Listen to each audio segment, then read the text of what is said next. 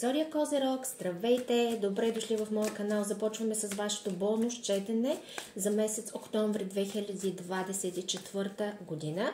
Разглеждаме накратко какво се случва в любовна и професионална сфера. Под любовна разбирайте отношения, които са базирани на любов, дали интимни, дали платонични.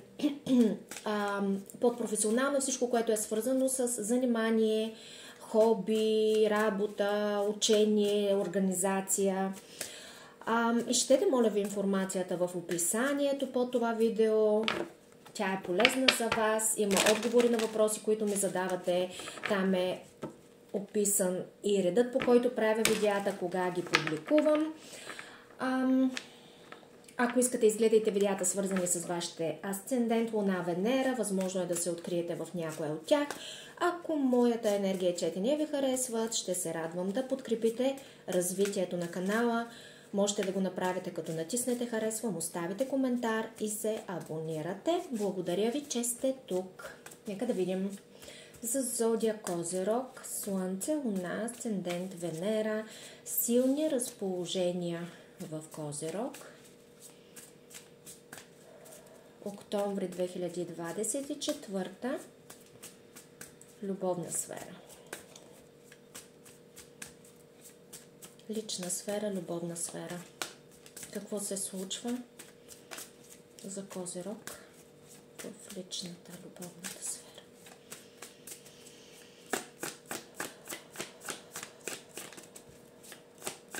Вземайте това, което ви резонира, останалото го оставете за този, за когото е предназначено. Прегледът е на колективна енергия. Ще има хора, които изобщо няма да се разпознаят в посланията и това е нормално. Моля, не насилвайте посланията да станат ваши, да ги натъкмите така, че да ви паснат. Какво се случва с Козирог в любовта, моля? Октомври 2024.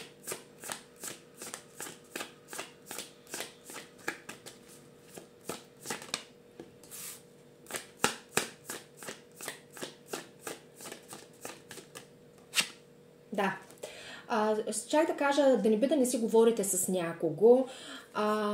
Излиза ми кулата, което ми подсказва, че или нещо вече се е случило в отношения, в любовния ви живот, нещо, което е възможно да ви е изненадало, да ви е хванало неподготвени генерално, или това е потенциално възможно да се случи за тези, за които не се е случило, има такъв потенциал. Сега, за някои от вас е възможно да взаимодействате с Скорпион, с Лъв, доста подчертан Скорпион, може да ги имате в наталната си карта.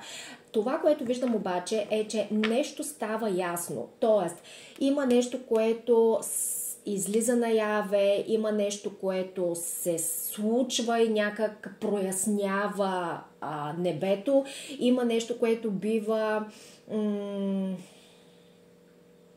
разкрито, нека така да го кажа, което смятам, че може да ви донесе яснота и потенциално облегчение. Особено ако става въпрос за определена ситуация, в която се чувствате сякаш сте на тъмно, нямате информация, нямате яснота, нямате отговори. Та е възможно нещо да се случи, което съответно да ви донесе яснота и отговори. Сега, подчертавам нещо важно. Възможно е това, което се случи, да е много хубаво за някой от вас, много позитивно. За други от вас може да се случи нещо, което да ви причини неудобство, да ви изкара от зоната ви на комфорт и да ви предостави някаква информация, която така да провокира определено сътресение вътре във вас или в конкретни отношения. Така или иначе обаче, общата вибрация, дали е по позитивния начин проявена кулата или по негативен начин, е, че това е за добро. Т.е. това, което бива научено, осветено, е за добро. При всички положения то ви носи важна информация, която да ви донесе яснота и облегчение.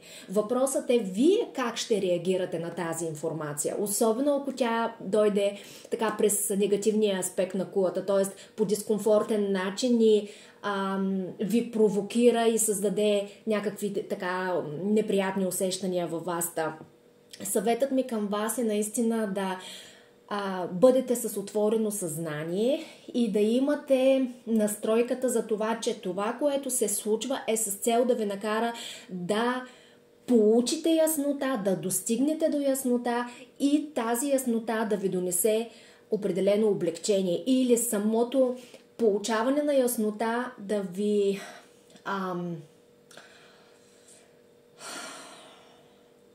ви възвърне усещането за сила и за контрол и за знам от тук нататък какво е правилното, което да направя. Та нещо изключително важно се разбира, се научава или бива осветлено, което може само да ви помогне. Да. Окей. Възможно имайте предвид също така, че е възможно за някой от вас, човек с когото сте преустановили отношения, да ви потърси, да изгрее отново на хоризонта ви от нищото или да разберете нещо във връзка с този човек. Така. Работна сфера за Козирог.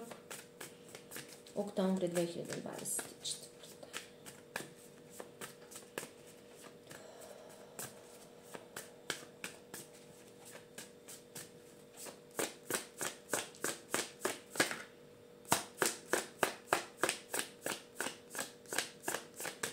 Работната сфера за Козирог.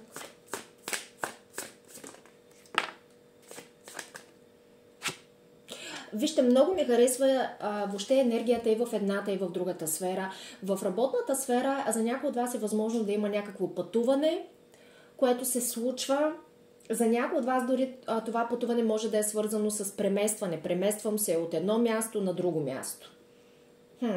Може да е просто свързано с пътуване по работа. Но ви виждам активни, виждам ви динамични, виждам ви доста устремени и амбицирани, бих казала, с поставени цели, задачи, дори някак поставени намерения. Нека така да го кажат.